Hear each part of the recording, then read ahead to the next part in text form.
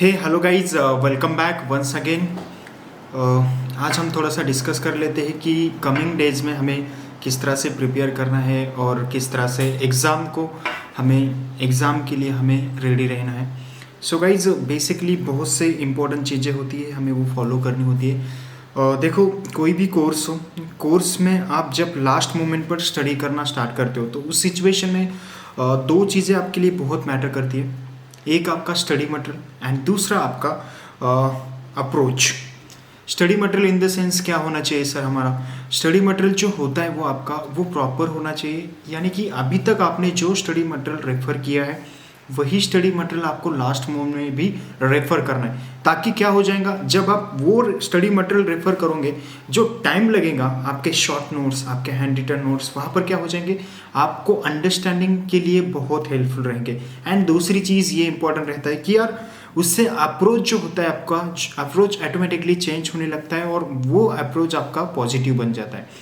And इसके बाद आपको क्या करना है, एक मेरा सजेशन कुछ है आपके लिए।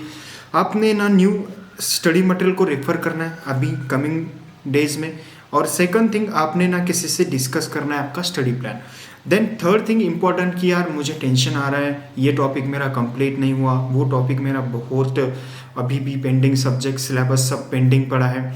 सो गाइज, अगर आप इस तरह से टेंशन लोगे तो आपने जो उस सब्जेक्ट का स्टडी किया है वो आपका कंप्लीट नहीं हो पाएगा। इट्स मीन्स आप कहीं ना कहीं अपने आप को क्या कर रहे हो, अपने आप को डिमोटिवेट कर रहे हो और उसका इफेक्ट बाकी रिमेनिंग सब्जेक्ट पर हो जाएगा। तो आपको ये चीज़ें बहुत मैटर करती है और ये माइन्यूट चीज़ है, अगर इसको आप इग्नोर करोगे तो आपको बेनिफिट बहुत ज़्यादा मिलेगा।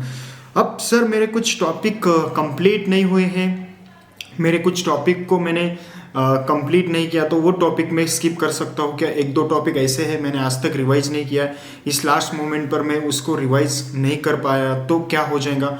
सो बेसिकली आप अगर ऐसे कुछ टॉपिक को रिवाइज नहीं भी करोगे और आप उसको स्किप भी करोगे तो भी कोई प्रॉब्लम नहीं, बिकॉज क्या होता है अल्टीमेटली उस टॉपिक के चक्कर में, उस टॉपिक के अंडरस्टैंडिंग के चक्कर में आप जो मेन टॉपिक होते हैं, जो आपने अच्छे तरीके से रिवाइज किए होते हैं, वो कहीं ना कहीं आप भूल जाते हो।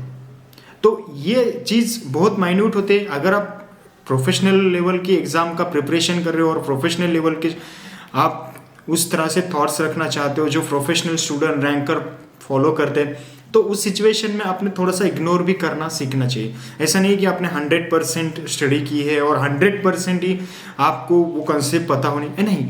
आपने जो भी किया है वो एक्यूरेसी बहुत मैटर करता है। जितनी आपकी एक्यूरेसी रहेगी उतना आपका कंटेंट अच्छा रहेगा, उतना आपका प्रेजेंटेशन रहेगा। अब कुछ क्वेश्चन रहते हैं कि लास्ट डेज में हम किस तरह से प्रिपेयर करना चाहिए, हमने क्या पूरे सब्जेक्ट को प्रिपेयर करना चाहिए, या हमने कुछ एक्स्ट्रा न्यू मटेरियल को रेफ़र करना चाहिए, या हमने रात दिन स्टडी करनी चाहिए, या हमने रात को स्टडी करनी चाहिए, या हमने डिस्कशन करना चाहिए, या हमने कुछ और करना, लेक्चर देखना चाहिए, रिवीजन लेक्चर, या हमने लास्ट में आरटीपी एमटीपी बस इनको ही रिवाइज करके आगे जाना चाहिए। ये सारे क्वेश्चन आपके रहते हैं। बस मेरा आंसर यही है कि यार आप अपना ना शेड्यूल मत चेंज करो। जब आप शेड्यूल चेंज करोगे आपका, तो उस सिचुएशन में क्या हो जाएगा, डेफिनेटली वहां पर आपको प्रॉब्लम होनी स्टार्ट हो जाएंगी। जब प्रॉब्लम होनी स्टार्ट हो जाएंगी आपको फिर समझ में नहीं आएगा कि आप किस फ्लो में जा रहे हो, और फिर एक मोमेंट पर ऐसा आ जाएगा, 3-4 दिनों के बाद आपको ऐसा लगेगा कि यार चलो ठीक है, दोनों ग्रुप का प्रिपरेशन तो नहीं होता अपने से, एक ग्रुप का ही प्रिपरेशन करते हैं, आगे जाते हैं। और लास्ट मोमेंट में ऐसा होता है कि यार एक सब्जेक्ट का एग्जाम्शन मार लेते हैं, बाकी नेक्स्ट टाइम देख लेते हैं। ऐसा नहीं करना है आपने जो भी करना है वो प्रॉपर वे में करना है, क्योंकि लास्ट 12 मंथ से अराउंड आप प्रिपरेशन कर रहे हो। लास्ट 12 मंथ से लास्ट एग्जामिनेशन कैंसिल हो गई ड्यू टू कोविड, और अभी एग्जामिनेशन होने वाले। सो इसका कहीं ना कहीं अपने एडवांटेज लेना है। पूरा प्रिपेयर कर लिया है आपने, बस आपको मेन एरिया क्या है, मेन कंटेंट क्या है, उसको ज़्यादा से ज़्यादा प्रिपेयर करो। मुझे बहुत से बार ये स्टूडेंट के फ़ोन आते हैं, सर लास्ट 20 डेज है, पूरे एमटीपी लेता हूँ, पूरे पास्ट पेपर लेता हूँ, और क्या करता हूँ मैं, आरटीपी लेता हूँ और उसको रिवाइज करके छोड़ देता हूँ। ये चलेगा क्या? इससे कितना मार्क का क्वेश्चन पेपर आ सकता है? देखो, आप अपना ट्रेंड मत सेट करो। जो भी आपके पास स्टडी मटेरियल अवेलेबल है, जो भी आपके पास एमटीपी अवेलेबल है, जो भी आपके पास आरटीपी अवेलेबल है, उसमें से आपने क्या करना है, आपको लगता है कि ये प्रॉब्लम मेरे को नहीं जमता है, उस प्रॉब्लम की प्रैक्टिस करनी है, उस टॉपिक की प्रैक्टिस करनी है, और क्या करना है, आपने आपको आगे लेके जाना है। बिकॉज देखो, आप अपने आप को रिस्ट्रिक्ट कर रहे हो कुछ पर्टिकुलर सब्जेक्ट एलटीपी एमटीपी करके, आप उस कंसेप्ट को प्रॉपर वे में टच नहीं कर रहे हो, तो ये ज्यादा मैटर करता है। तो आपने क्या करना है, प्रॉपर वे में उस कंसेप्ट को समझना है। उस कंसेप्ट को समझने के बाद ही आपको पुश मिलेगा, अदरवाइज नहीं मिलेगा। और एक चीज आती है मेरे सामने कि सर हमने लास्ट मोमेंट में मैराथन वगैरह कितने देखने चाहिए। डेफिनेटली अगर आपको कोई सब्जेक्ट में डिफिकल्टी जा रही है तो आप मैराथन देख सकते हो। क्यों नहीं देख सकते, क्योंकि जब आप मैराथन देखोगे किसी सब्जेक्ट का लास्ट मोमेंट में, तो उससे अंडरस्टैंडिंग लेवल आपकी बहुत अच्छी बढ़ेगी। और उससे क्या हो जाएगा, आपके डाउट जो है वन डेज में पूरा कवर हो रहा है मैराथन कोई, तो डाउट भी कवर हो जाएंगे। बट उस मैराथन को कंटिन्यूअस आपको फॉलो नहीं करना, यानी कि हर एक सब्जेक्ट के लिए मैराथन पॉसिबल नहीं है। ये मेरा सजेशन है। आप क्या कर सकते हो, प्रॉपर वे में एक दो सब्जेक्ट के ही मैराथन देख सकते हो। अदरवाइज आपको लगता है कि यार ये मेरे लिए सही है कि एक सब्जेक्ट मेरा पेंडिंग है, उसका मैराथन देख के मैं कंप्लीट कर लेता हूँ, तो आप देख सकते हो। बट सभी सब्जेक्ट का मैराथन देखने का टाइम अब जा चुका है, अब वो टाइम नहीं है।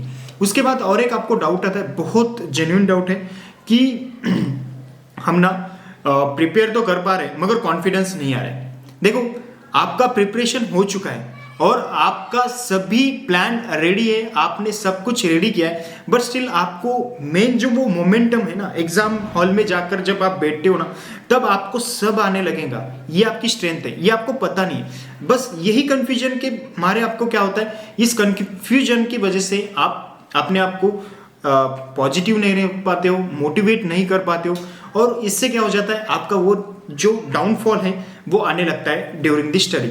सो ये सोचना बंद कर दो।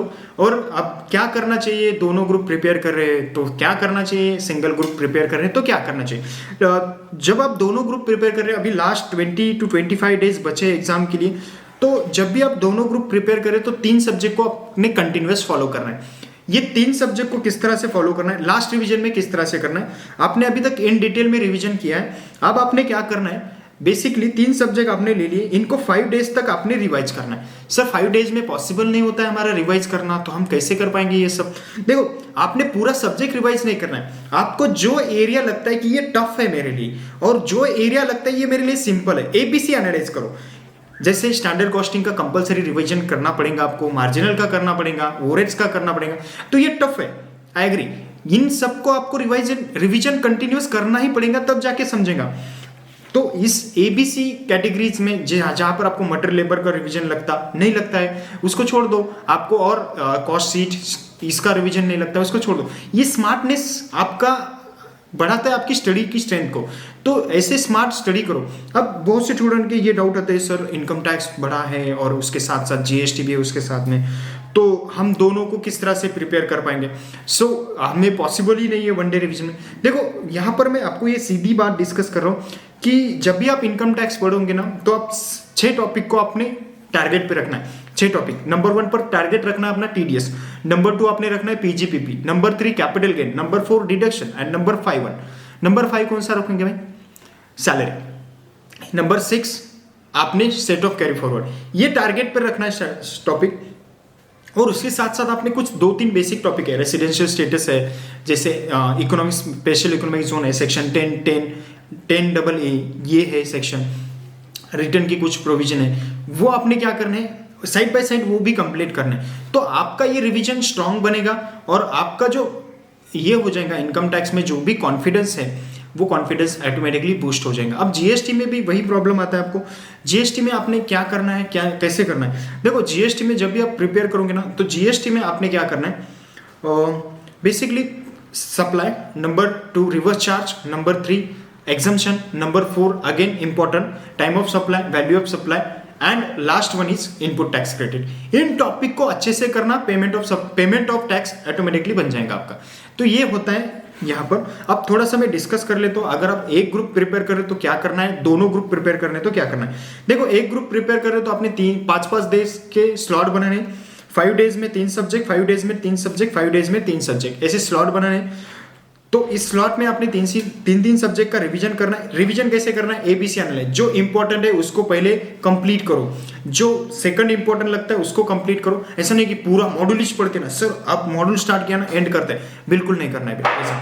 देन सेकंड वन, ये जैसे ही कंप्लीट हो जाता है आपका, देन आपने क्या करना है, इसके बाद इमीडिएटली आपने आपकी फर्स्ट ग्रुप की प्लानिंग करनी है। यानी कि ये एक बार रिवीजन हो गया ना, तो इसके बाद आपको फर्स्ट ग्रुप का प्रिपरेशन यानी कि अकाउंट का पेपर रिवाइज करना है और लॉ का कंटिन्यूस बेसिस पर रिवाइज करना है। जो एक ग्रुप प्रिपेयर कर रहे हैं उन्होंने 10 दिन का प्लान बनाना है और 10 दिन में उन्होंने 2-2 सब्जेक्ट को रिवाइज करना है 5-5 दिन में। तो इससे क्या हो जाएगा, आपका स्टडी भी प्रॉपर बनेगा और आप पॉजिटिव भी रहेंगे। गाइज ये लास्ट मोमेंट है। अब यहाँ से आप सोशल मीडिया, यहाँ से आप व्हाट्सअप, यहाँ से आप फेसबुक, इंस्टा, ये सब थोड़ा सा ब्रेक कर दो, क्योंकि जितना आप उसको फॉलो करेंगे ना उतना आपको वहाँ पर डाइवर्ट हो जाएगा। आई होप मेरा जो भी सजेशन है आपको अच्छा लगा होगा। अगर अच्छा लगे तो मुझे कमेंट में ज़रूर आप इंटीमेट करना और अच्छे से रहो, पॉजिटिव रहो। जो भी होगा, आप प्रोफेशनल एग्ज़ाम दे रहे हो, इसका मतलब ये नहीं कि आप कुछ भी हो, रिजल्ट आपका सही आने वाला है। आप अच्छे से प्रिपेयर करना और जो भी रिजल्ट आएगा एक्सेप्ट करो। चलो guys, take care, bye bye, और आई होप आप सब फॉलो करोगे। चलो गाइस, बाय बाय।